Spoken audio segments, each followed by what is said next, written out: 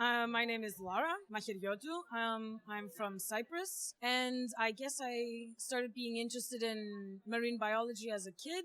Cyprus is an island, so going to the beach and being close to the sea is part of our culture. I watched a movie when I was really young, which it's maybe embarrassing, but it's Free Willy. I don't know if you remember that, with the orca. And I became fascinated with whales and the megafauna of the seas. And so I made the decision quite early on that I wanted to be a marine biologist. And at 18, I went to the University of Oregon in the state of Oregon in the United States and studied marine biology there. And after that, I was interested also in the conservation part of marine biology, and there's a very nice master program within Europe called the Erasmus Mundus Master in Marine Biodiversity and Conservation, or EMBC, which I started in 2012, and it's a 2-year master, which includes a lot of mobility. So there was 1 year in Portugal, in Faro, and then half a year in Oviedo in Spain, and then I did my master thesis in the University of Ghent in Belgium. And after graduating from the master at the University of Ghent, there was an offer on a PhD project, which was part of the MIDAS project, and I applied for this, and then that's what started. That's why I'm here, because I'm presenting my poster on the first results of my work. Can you give me your definition, or the definition you know, about deep sea? Well, as I've heard from the speakers here, apparently there's not really one clear-cut universal definition. In my mind, I guess, well, what I've Googled is that it's something below, I think it was 400 meters or something like this. I may be mistaken.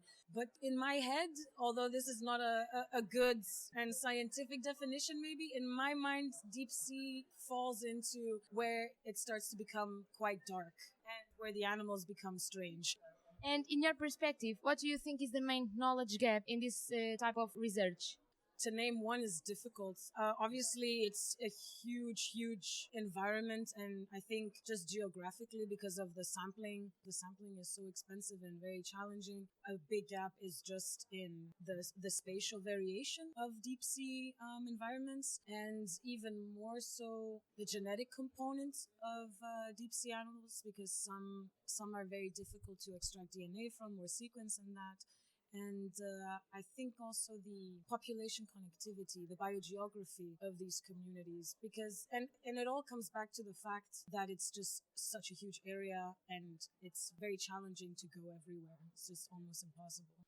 Do you think policy is important in deep sea research?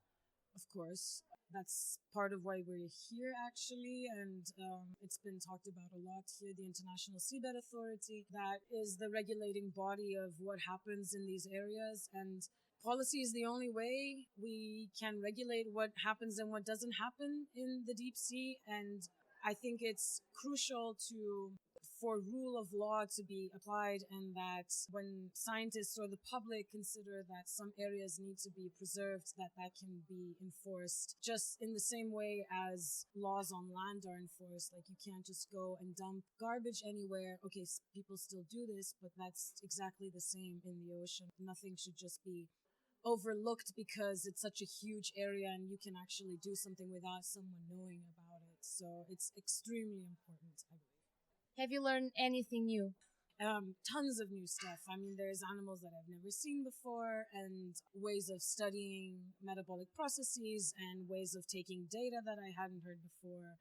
I mean, it's a huge amount of new information. So, and also a lot of information that is typically not as available to biologists. Well, not as available, but it's not necessarily what we look for. We look for papers that have to do with the biology, but here we're also learning a lot about the policy and the governing side of things, and I think that's also very important to include in the symposium.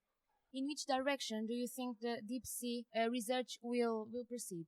Well, it seems to me that there's a big focus on the mining aspect. So I think, and given the fact that there's concession licenses given in the Clarion-Clipperton Fracture Zone for nodule mining, I think a lot of the research now will be directed into biological reconnaissance of the communities in the Clarion-Clipperton Fracture Zone and the impact assessments, and also, studies about the impacts of the machinery of the mining expeditions, the plume that it might create, or the tracks that it will generate. I think a lot of the research is going to go into how the deep sea mining enterprise may look like in the future. I think from this symposium, it seems to me that that is the theme right now. That's what's hot. You said that there is a big focus in mining in general. Why do you think this happens? Apparently is because reserves of certain metals on land are being depleted, and the oceans are quite abundant in these metals. And it seems that although the expedition can be very challenging because of where everything is, it looks like this is maybe a financially feasible enterprise to extract metals from the deep sea. I guess it's just because of the depletion of metals on land.